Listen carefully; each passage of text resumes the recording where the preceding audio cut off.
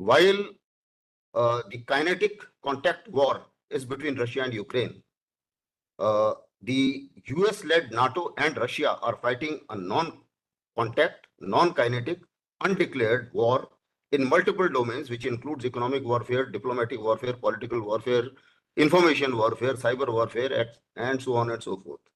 So therefore, the war, the two sides are slightly different than only Russia and Ukraine. That's first point. Secondly, as of now, what is happening that both sides are looking at standoff attacks. The warfare is more of attrition warfare. Even the recent offensive, which is being talked about in last 2-3 days, that is also a penetration, an attempt of penetration, which is also an attrition warfare. The maneuvers are not there, which I will be explaining on the slides a little later. But the narrative has changed. Earlier, the narrative used to be Putin must lose. Today, the narrative is Putin must not win. Now, there is a subtle difference between the two. Earlier, perhaps the narrative used to be, we will support as long as it takes. As of now, it is as long as we can. So there is a subtle shift there. Secondly, there are certain limits and bounds as far as warfare is concerned, in which this operation is going to be prosecuted. Russia, with the largest nuclear weapons and the hypersonic missiles, cannot be annihilated or defeated, decisively defeated, unless anything of that is brought into scope. Secondly, US will not risk annihilation of Washington / New York to save Ukraine or Poland. Thirdly, despite all the support, Ukraine requires foot soldiers to win this war. So therefore, let's be quite clear as to where the fault line lies. Thirdly, we know that the American design, the Europe, has fallen prey to the American design of cutting off the dependencies of Europe on Russia. And they have fallen prey to it, and they can't get out of it. So therefore, they will have to take certain decisions, whether they like or not, in favor of what America tells them. And lastly, Ukraine cannot capture the entire territory, as was being claimed earlier, by any stretch of imagination, unless the NATO soldiers land up there and there is some, shall I say, pushback as far as the nuclear aspects is concerned. So with that, I think I'll share the presentation first.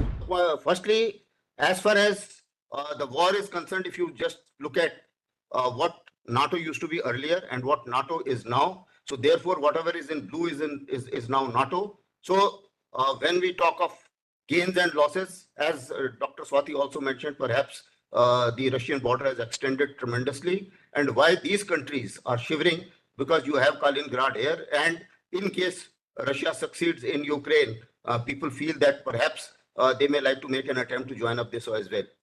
The second and most important thing is that the war has to be read slightly differently than what many colleagues of mine read it in that manner. Now, this is what was in the beginning of the war. I need no explanation. Now, this is what happened on the first year. Now, in the first year, everybody believes that, okay, firstly, people thought that Russia will win with shock and awe effect, and their maneuvers happened around Kiev. Now, these maneuvers, Russia, to be very frank, had no capability to capture Kiev at any point of time. They landed up with 2 lakh soldiers. There were 6 lakh soldiers of Ukraine's, and there was very strong defenses against Donbass. So what Russia did here was that they had to threaten a depth objective, which we call it as turning movement. Now, in this turning movement, they threatened Kiev. They got some of the defenses of against Donbass were turned in a manner that became a little softer target, and that's why Russia could gain territory against Donbass. Otherwise, it was not possible. Russians' miscalculations were they thought that perhaps Zelensky will give in so soon. It didn't happen. They also thought that they will get support from Kharkiv, Russian-speaking people. That didn't happen, and they went into they discounted that it was a built-up area, and therefore they were short of infantry. The unfortunate part was that the way it went off, they got a lot of casualties, and notwithstanding that, they gained whatever we see in the third slide now. As far as what is shown in blue is what is the case of the Ukrainian counteroffensive. Now people can say that okay, whether they won it or they could gain this much or otherwise, but my military analysis says that Russia realized that they cannot hold on to Kharkiv. The built-up area was not possible to be held on. And so therefore they thought that they must get into a viable defense line, and they learned some very good lessons in this war after facing so many casualties. So they made a viable defense line. In both sides, they vacated the area and got behind the river Dnieper, and that's how this was a viable defense line. I'll show a little later. Now with this, what happened was that Russian counteroffensive Ukrainian counteroffensive could not make much of headway.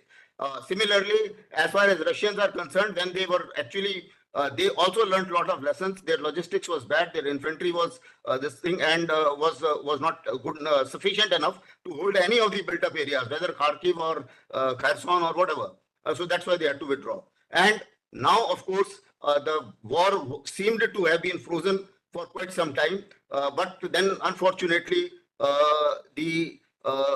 both sides have adopted to the standoff attacks, as I mentioned earlier. Now, this is the kind of defense line which they prepared, which is quite an exhaustive one, and that is why, irrespective of how much support Ukraine got, they found it difficult to manage thereafter.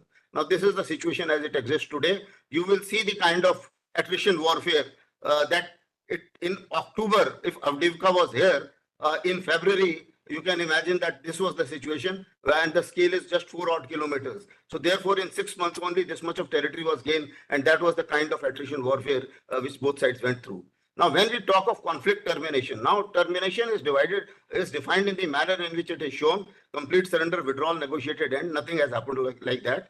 And the termination can only happen when perhaps the conflict shifts to other means of persuasion. Nobody is in a mood.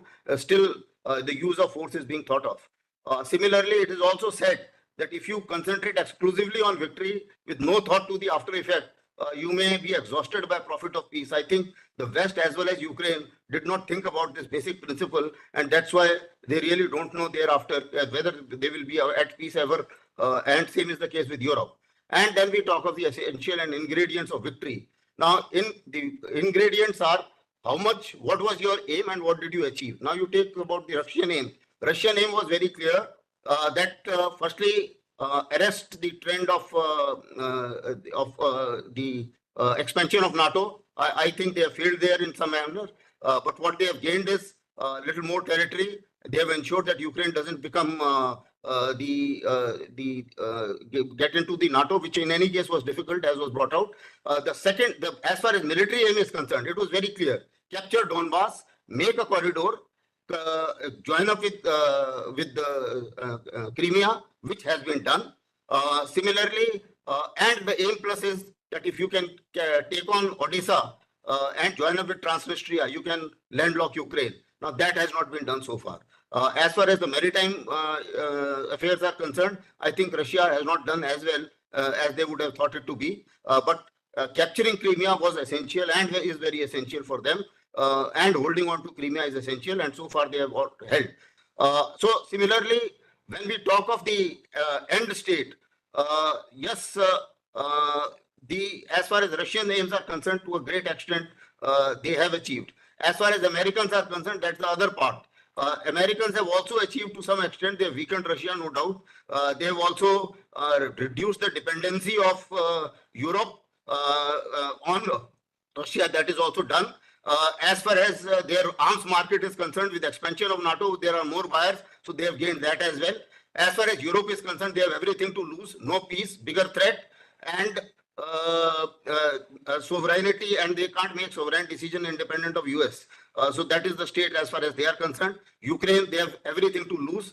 And when we talk of victory, I don't think any of the parameters, I've given various parameters which define victory, fit in to any of the sides as of today. So I don't think any of the side has won very clearly, but certainly as far as the land warfare is concerned, Russia has an upper edge as of today. And similarly, none of the sides, especially the West, has not thought of the exit policy, and that's why they are struggling with the exit part of it. So therefore, now Russia is looking at the Russianization of whatever they have captured. Land warfare-wise and the continental domain, I think Russia has gained a lot. A confident Putin is certainly a big threat and is a much bigger threat to everybody else than it was earlier. So I'll conclude here, and thank you.